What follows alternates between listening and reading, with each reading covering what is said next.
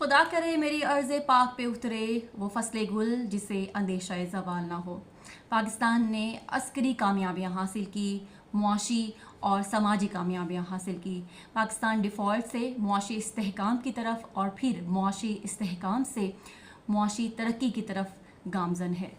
गुज़िश्ता साल वज़ीर-ए-आज़म मोहम्मद शहबाज शरीफ ने यह वादा किया था कि अगर महंगाई की शरह में इसी तरह से कमी होती रही तो इसका बराह रास्त फ़ायदा वो आवाम को देंगे, और हमने देखा कि किस तरह से बजट पेश किया और ये आवाम दोस्त बजट था। तो ये टैक्सेस के हवाले से बात करते हैं। प्रॉपर्टी के टैक्स के हवाले से जो फेडरल एक्साइज ड्यूटी टैक्स है वो पहले 7% था, अब उसे हटाकर 0% कर दिया गया है, यानी कि अब कोई tax federal excise duty tax नहीं लगेगा।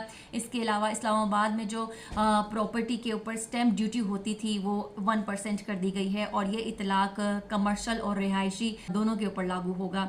अब हम आमदनी के हवाले से बात कर लेते हैं कि जो सैलराइज्ड क्लास है उनकी आमदनी में से कितने % टैक्स की कटौती हुआ करती थी और अब कितने % टैक्स की कटौती होगी।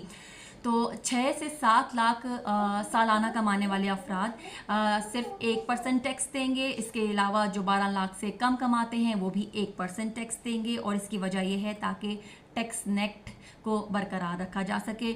22 लाख सालाना कमाने वाले अफराद पहले 15% टैक्स दिया करते थे, अब 11% टैक्स देंगे। 25 से 32 लाख सालाना कमाने वाले पहले 32% टैक्स देते थे, अब वो 22% टैक्स दिया करेंगे।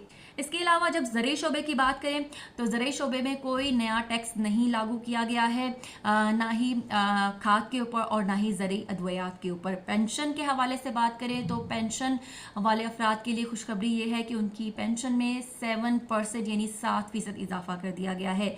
महंगाई की शरह के मुताबिक तनख्वाहों में इजाफे की तजवीज़ भी दे दी गई है। तो ये है वो वादा जो वज़ीर-ए-आज़म मोहम्मद शहबाज शरीफ ने आवाम से किया और फिर ये वादा पूरा भी किया है। हम दुआ करते हैं कि पाकिस्तान इसी तरह से मुआशी तरक्की की राह पर गामज़न रहे।